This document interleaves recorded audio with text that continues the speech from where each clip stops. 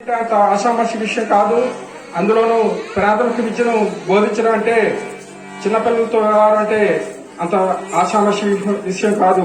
అయినప్పటికీ ఆయన ఎన్నో కష్టాలు ఎదుర్కొని మనోధైర్యంతో ఎదుర్కొని సుమారు 750 మందికి సుస్థిర సాంస్కృతిక ప్రాథమిక విద్యను బోధిస్తూ వారు ఎంతో ఉన్నతికి తోడ్పడారు. ఆ విద్యార్థులు ఈ రోజున రైతులుగా, రాజకీయవేత్తలుగా, వ్యాపారవేత్తలుగా, ఉపాధ్యాయులుగా, ఇంజనీర్లుగా స్థిరపడకు ఎంతో దోహదపడింది. ఆయన నమ్మకం, నడవడిక, కష్టత్వం, స్నేహత్వం, స్థితప్రజ్ఞత్వం మాకు పూర్వ విద్యార్థులు ప్రతి ఒక్కరికి కూడా ఎంతో ప్రేరణ కలిగిస్తుంది. ఆయన నిండు నూరేళ్లు ఆయురారోగ్యాలతో క్షేమంగా ఉండాలని కోరుకుంటూ వారిని ఈ సన్మాన కార్యక్రమానికి ఒప్పుకున్నందుకు ధన్యవాదాలు తెలియజేసుకుంటున్నాం. Thank you.